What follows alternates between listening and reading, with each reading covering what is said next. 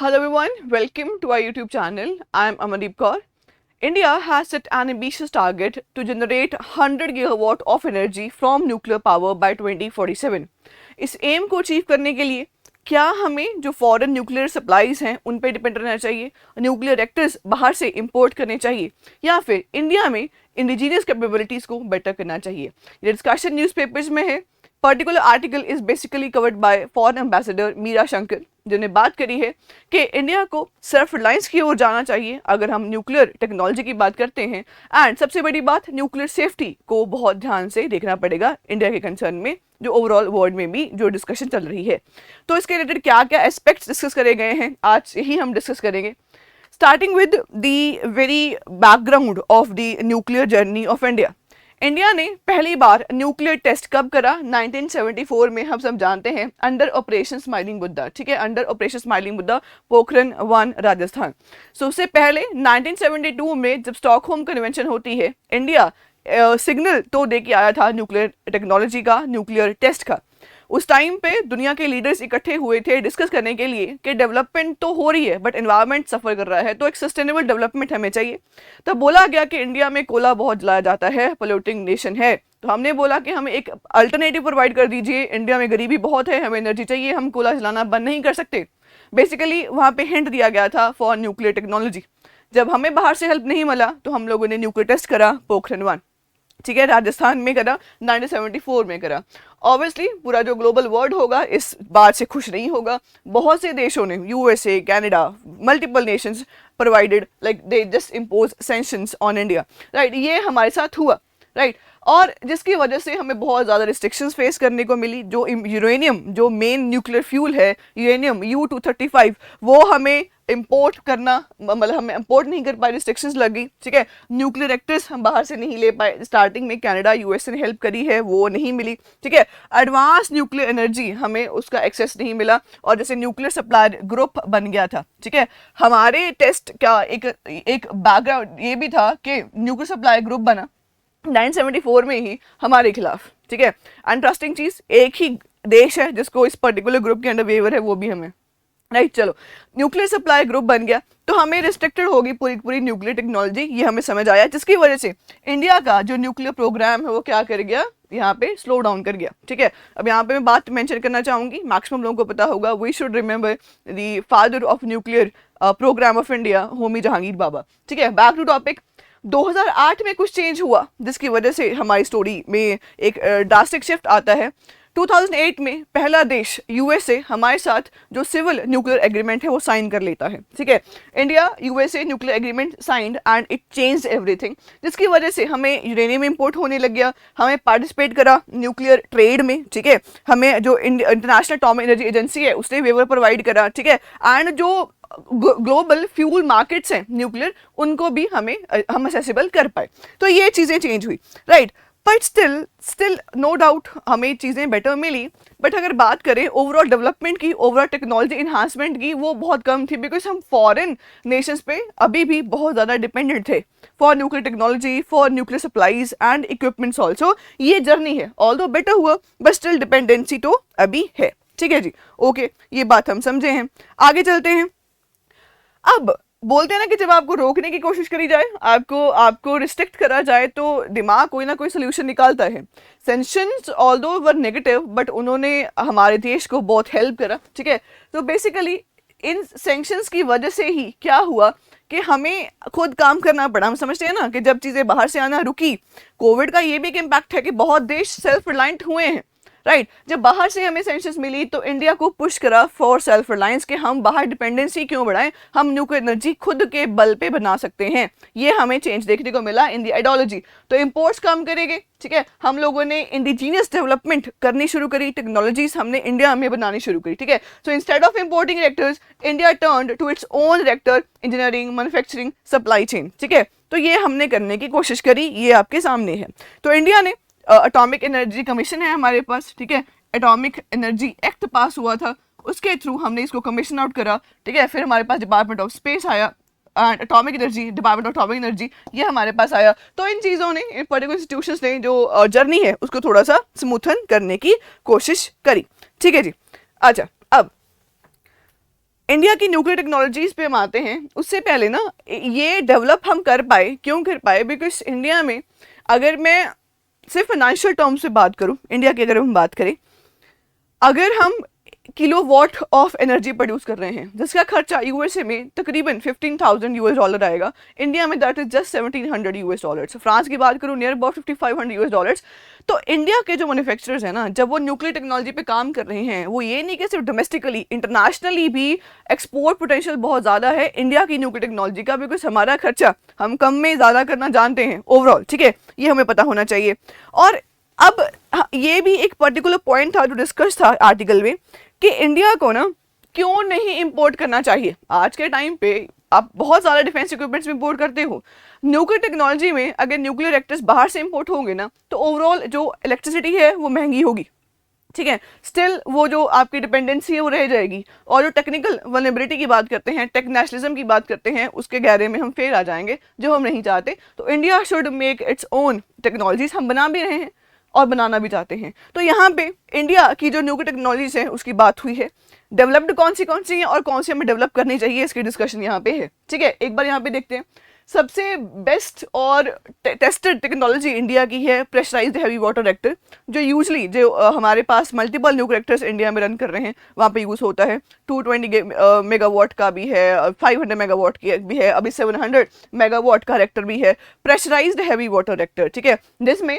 जो natural uranium use करा जाता है, इनरिच नहीं करा जाता, तो खर्चा कम आता है, ठीक है। उसकी वजह से कम्प्लीटली इंडिजीनियस है और इसको हैवी वाटर इसमें एज अ कूलेंट जो है यूज़ करा जाता है, ठीक है। और प्रॉपर जो न्यूक्लियर रिएक्टर का सिस्टम है उसमें कंट्रोल, जैसे कंट्रोल रॉड्स होती हैं, इस तरीके से कंट्रोलिंग के लिए जो रिएक्शन है उसको कंट्रोल करने के लिए जो प्रेशर हैवी वाटर है, हैवी वाटर मतलब वहाँ पे यूज़ करा जाता है। तो प्रूवन टेक्नोलॉजी है, कम्प्लीटली इंडिजीनियस है, ठीक है, and this is one of the most successful technology you can say in India जो हम यूज़ कर रहे हैं न्यूक्लियर रिएक्टर्स में।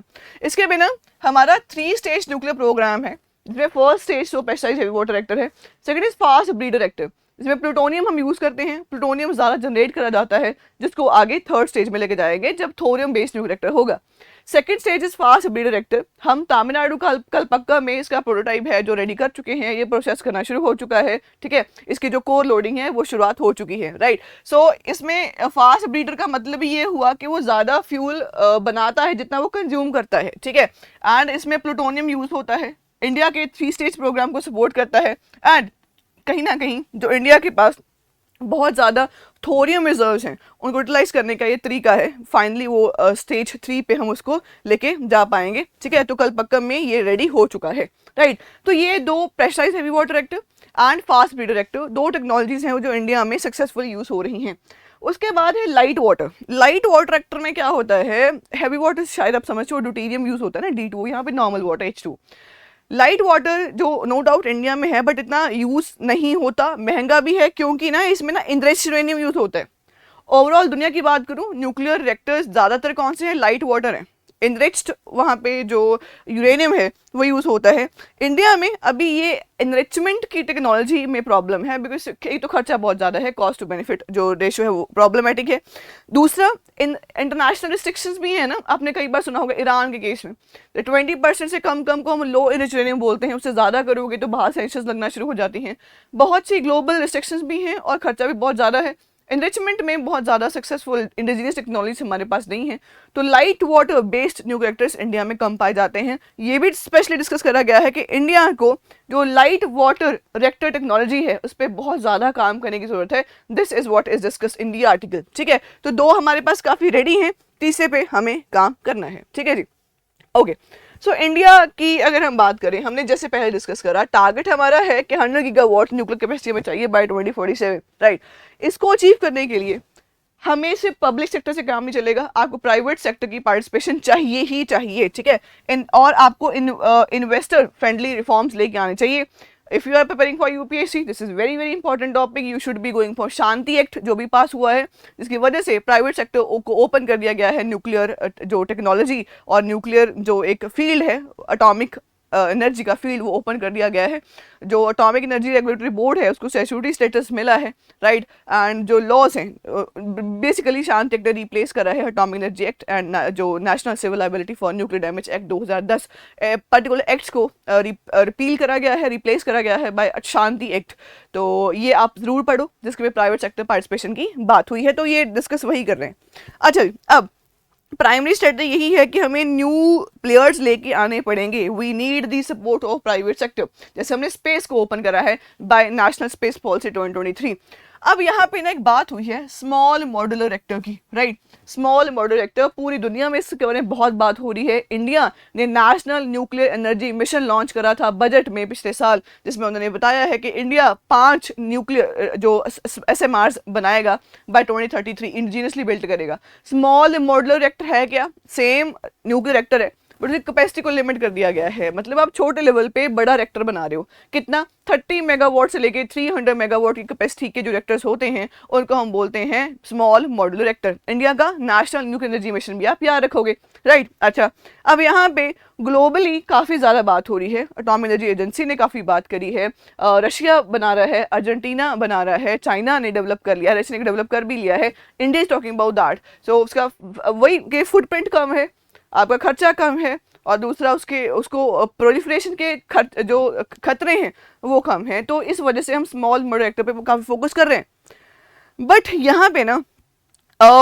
जो ऑर्डर का थोड़ा पॉइंट है वो थोड़ा डिफरेंट है। वो ये कहने की कोशिश कर रही है कि देखो, although SMR is a good thing but it is still under development, right. बहुत अच्छे अच्छे मॉडल्स हमें SMR के नहीं अभी मिले हैं, एंड कमर्शियली डिप्लॉय होगा नहीं होगा हमें नहीं पता, बहुत कम है बिकॉज अभी, ठीक है। एंड अनप्रूवन फॉरेन डिजाइन पे हम रिलाई नहीं कर सकते। If you want to go for SMR, make your own one, don't be dependent on the foreign one. This is what is stated in this particular article. So हमें अपना खुद का small reactor बनाना पड़ेगा by domestic expertise, because we have proved that India के nuclear reactors का overall खर्चा, cost of production बहुत कम है, जैसे मैंने पहले एग्जांपल दिया था विद डाटा। तो this is what is discussed by the author in this particular discussion. हाँ जी, अब एक जो मुद्दा बहुत ज़्यादा डिस्कस्ड है that is based on the safety.